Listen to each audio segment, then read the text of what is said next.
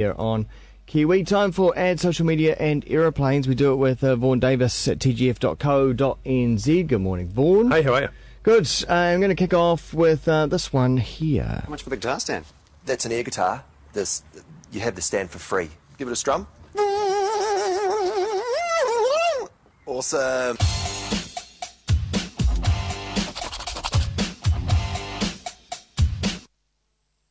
The new one from, it's got a quick finish as well, from Instant Kiwi. Yeah, Instant Kiwi, push your luck. And the more you think about Instant Kiwi, the more great ads you recall over the last, 20 years, going right back to the guy bungee jumping off the bridge. Remember that? Bow, they bow, always bow, seem to have bow. the good creative, the ones that win the Fair Go awards. Yeah, and the good music as well. And then there was Get a Perm, Dave. Remember that? Get a Perm, the Mexican guy. We don't know why he was there, but he was there. And then there was a bit of a misstep, perhaps, last year with the sort of crazy impromptu musical in Albert Park with the Dolphins, and I can't remember what the tagline was. Well, people love that one as well, don't they? Did they people? I don't have much to do with people. Do you know about the people? No, I don't know. The people. People. We're kidding ourselves. Yeah. We don't know about the people. But Instant Kiwi, push your luck. Really, really interesting campaign for lots of reasons. Firstly, the humour mostly is pretty funny. The garage sale scene there where the guy's buying the air guitar and you get the stand thrown in for free. It's pretty cute. But 21 spots. And as far as I can tell, they thought digitally first, and then they thought about TV, then they thought about cinema, because it certainly launched on YouTube first. I love the way they've used YouTube, so the YouTube channel is really cute. The comments, the title and comments below the videos, which are normally quite boring, are really, really well done. The little tag comments at the end, just trying to convince you to go and watch the next video, are very, very well done. It's very funny stuff. So 21 spots for Push Your Luck for Instant Kiwi. Interestingly, and this may be sort of an insight into how they push their own luck, in the credits, the extended credits on one of the advertising sites, the CFO of New Zealand Lotteries is credited in this campaign. So you normally credit the client, right? The marketing director and all that sort of stuff, but the CFO gets a credit. So obviously he took some arm twisting to write the check for this bad boy. Yeah, push your luck, very good. Okay, another new campaign out from New World. Yeah, not so new. About a month, I suppose. This one, 3 really big, really interesting ads, and looking first at what went before. This replaced a sort of an unlikely hybrid of the Fruit and Vegetable Orchestra with the Slice of Heaven soundtrack, and the Clever Baskets at a retail level, and there was really no connection between them. I am losing no sleep over the demise of the Fruit and Vegetable Orchestra. Carrots are food, not instruments, in my opinion.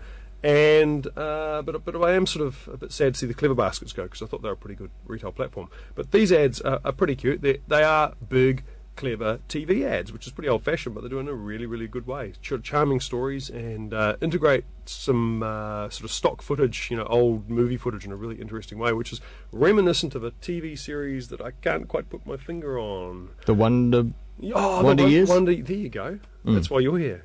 That's why you're here. Why I'm here. Your finger on the pulse of Just popular culture. Yeah, the Wonder Years. So pretty well done. But yeah, does it step down to retail? Don't know.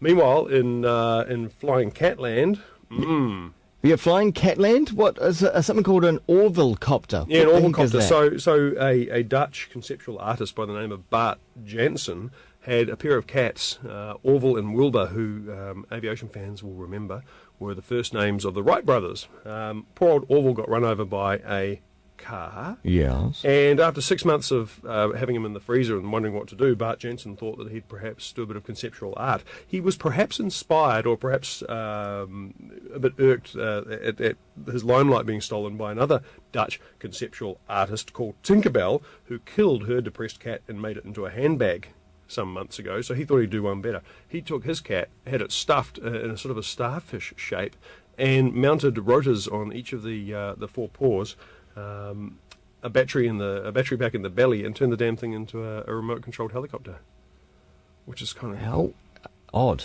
It's kind of odd. It's art, baby. It's art. It's really and strange. There's an offer on the table for this piece of art, and can you guess how much? Can you guess how much someone's prepared to pay for this? 5,000. No.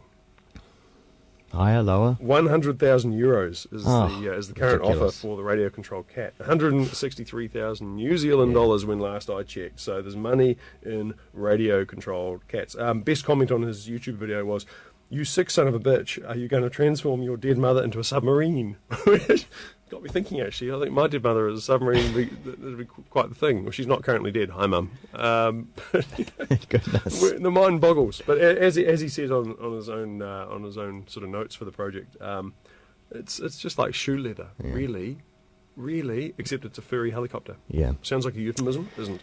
Maybe on something that is kind of odd. A few conspiracy theories about this, but a spacecraft that's been in orbit that we didn't know about for a year. Yeah. The X37B is a robot space plane, and it's been orbiting Earth for over a year. But it looks like a space shuttle, like one of the old space shuttles. It looks like a mini space shuttle. This is designed to actually fit. This is like Russian dolls. This was designed to fit inside the cargo bay of a space shuttle. That's how small it is. Wow. It's quite small. Okay. But it's a winged spaceship, unmanned, so it's robot controlled. It's like those drones that they took out that Al Qaeda guy with 2 days ago.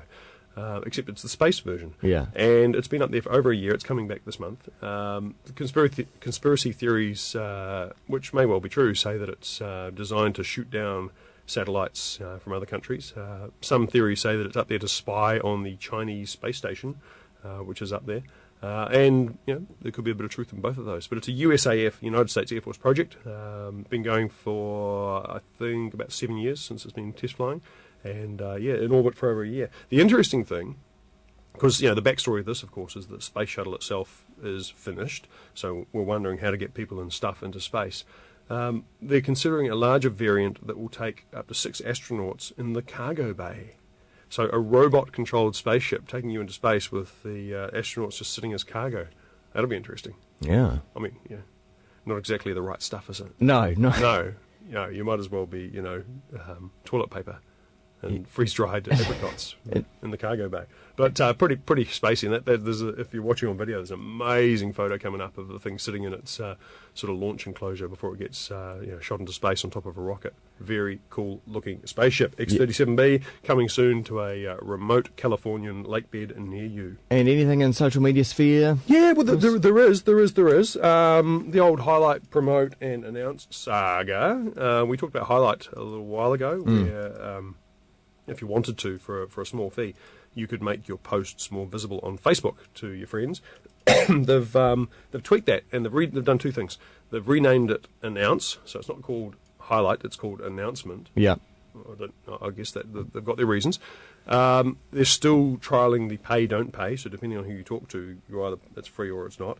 But the really interesting thing is they're saying that your friends will not know if you've chosen to pay to promote a post. So it's kind of sneaky. And the other thing that's happened is brands are getting on the act as well. So you'll start seeing coming up in your feed sponsored stories, increasingly sponsored stories that brands are paying per eyeball to make sure that they you get to see their message. Because the sort of dark and dirty secret of Facebook is that if you're a brand, an advertiser, only 16% of your fans will ever see a post. Yeah. That's just the way it is. So Facebook is doing 2 things. They're looking for a way to solve that problem, and they're looking for a way to get more revenue. And the sponsored post project is part of that. Right. So all happening, man. All happening. Well, that's all happening in Ad Social Media and Aeroplanes. You find this as a video once more. And cats up at tgf.co.nz. Vaughn Davis also on Twitter. Thanks very much. We'll see you next week for the final one.